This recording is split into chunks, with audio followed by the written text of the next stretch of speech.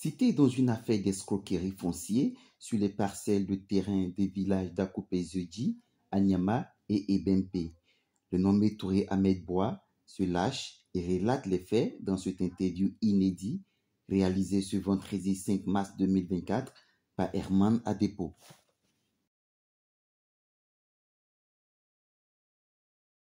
Je suis Touré Ahmed Bois, le président du groupe Sophia. Sophia qui est promotrice du projet Akoba City, qui est un vaste projet d'aménagement. Akoba City, c'est un vaste projet d'aménagement foncier au nord du district d'Abidjan. Ce vaste projet s'exerce sur une superficie d'environ 60 000 hectares, soit un sixième du Grand Abidjan.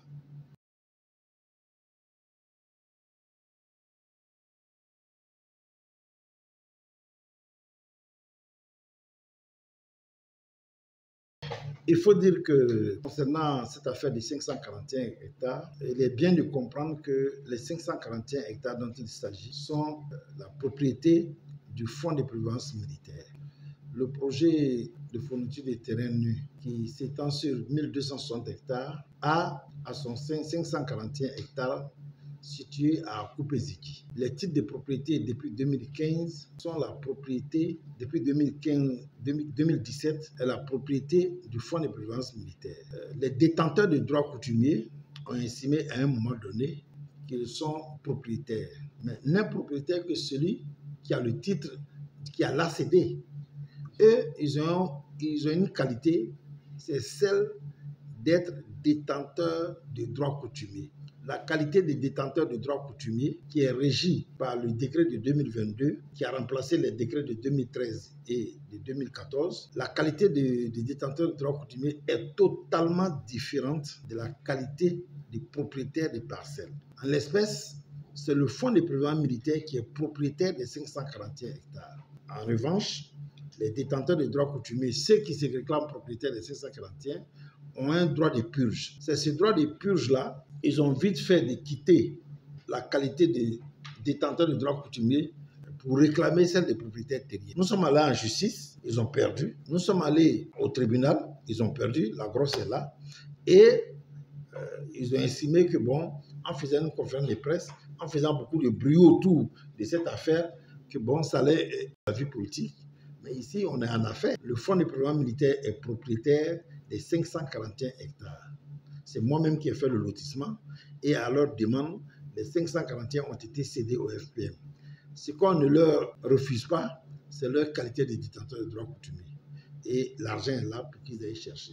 Maintenant, de la qualité des détenteurs de droits coutumiers, que si tu veux quitter cette qualité pour aller réclamer la qualité des propriétaires, alors nous on dit non, ça va.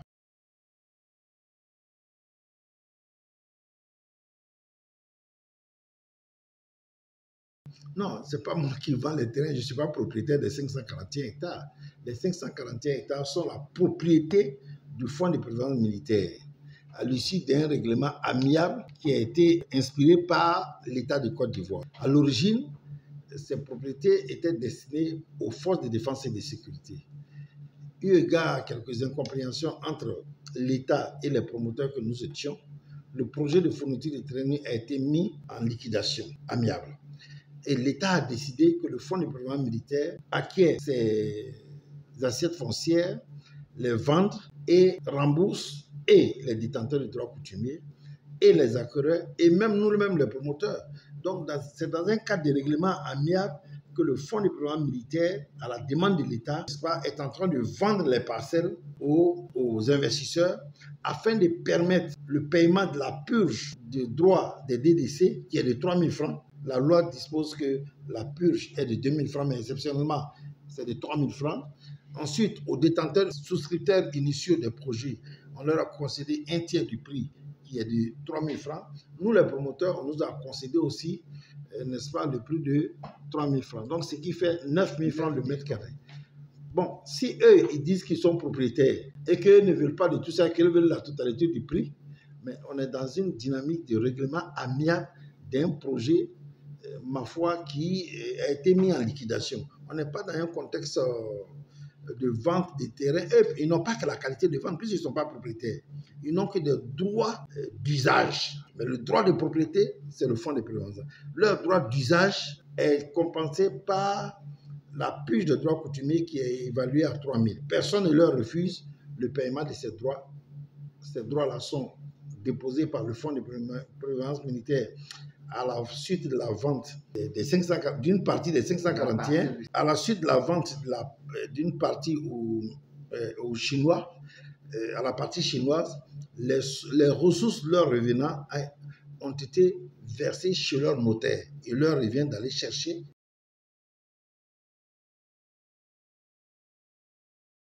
le droit de purge, si vous voulez. Les textes qui régissent la gestion du foncier précisent que ceux qui ont occupé une parcelle sans en avoir possédé le titre foncier, le titre de propriété, ceux qui ont possédé, ceux qui ont usé, ceux qui ont utilisé ou usé, qui occupent une parcelle sans en avoir possédé les titres fonciers, dans la nomenclature des titres fonciers, il n'existe qu'un seul titre en Côte d'Ivoire. C'est l'arrêté de concession définitive, l'ACD. Quand tu as l'ACD, quand quelqu'un possède l'ACD, cette personne est propriétaire de la parcelle. Mais quand tu ne possèdes pas l'ACD et que tu occupes un espace, soit par l'espace, son exploitation, tu occupes un espace ou bien tu exploites un espace, alors tu as la qualité de détenteur de droits coutumiers. L'État te reconnaît la qualité de détenteur de droits coutumiers. Je vous donne un exemple. L'urbanisation de la ville d'Abidjan est galopante. Elle a galopé et a retrouvé certaines terres où il n'y a aucun titre de propriété. Mais l'impact de l'urbanisation a amené l'État à céder ces parcelles des personnes. Ceux qui occupaient ces espaces avant, soit pour des cultures, soit pour une raison quelconque, ceux-là, on les appelle les détenteurs de droits coutumiers. Je ne sais pas si vous me comprenez. Il y a les détenteurs de droits coutumiers, ceux qui occupent l'espace, soit pour la culture ou bien pour autre chose, et il y a ceux qui ont les titres fonciers. Donc, celui qui a le titre foncier, en espèce dans les 541, qui est donc propriétaire, c'est le fonds de prévoyance militaire.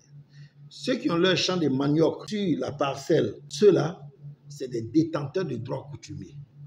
Et il y a un document, une attestation de propriété coutumière qui les déclare détenteurs de droits coutumiers. Le FPM, le Fonds de prévoyance militaire, est propriétaire puisqu'il possède ce qu'on appelle un arrêté de concession définitive. Maintenant, ceux qui avaient acheté avec les promoteurs sont les souscripteurs. Donc, le règlement AMIA prend en compte et les détenteurs de droits coutumiers et les souscripteurs et les promoteurs que nous sommes. Donc, c'est pourquoi l'État, manifestement, a décidé que l'espace soit vendu 9 000 francs et que chacune des parties, chacune des trois parties-là, ait le tiers du produit de la vente. Mais il se trouve toujours que les communautés villageoises, confondant la qualité des détenteurs de droits et la qualité des propriétaires, ils réclament, ils s'arrogent le droit de s'approprier de la totalité, n'est-ce pas, des parcelles. C'est ce qui est souvent à l'origine des crises entre nous, les promoteurs, et les détenteurs de droits coutumiers. Donc, dans le cas d'espèces, dans le cas du projet de la liquidation, dans le cadre de la liquidation du projet TNU, c'est bien donc cette raison qui fait que souvent, c'est pas la première fois, hein, on est habitué à ça. Ça fait j'ai géré ce projet pendant 26 ans, le projet de fourniture de TNU. Il y a toujours des réclamations de ce genre. Bon, hélas, moi je pense que c'est un déficit de connaissance des textes, des lois qui régissent le régime.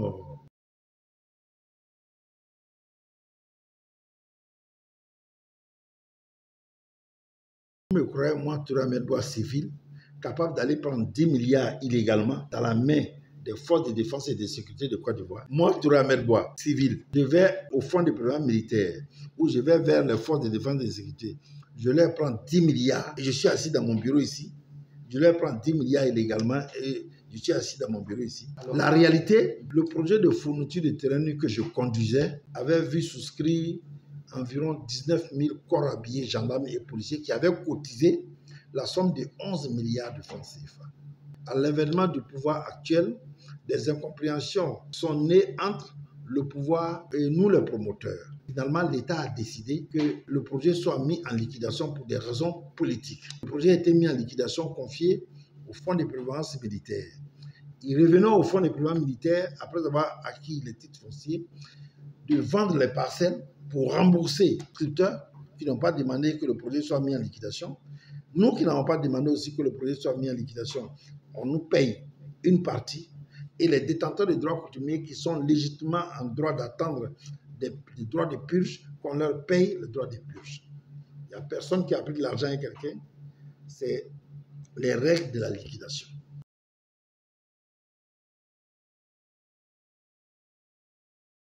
Pour moi, les titres fonciers appartiennent, le terrain appartient au FPM. Il y a des droits de purge à payer aux détenteurs de droits coutumiers. Le fonds a dégagé de l'argent pour payer ces droits de purge et ces fonds sont chez le notaire du FPM.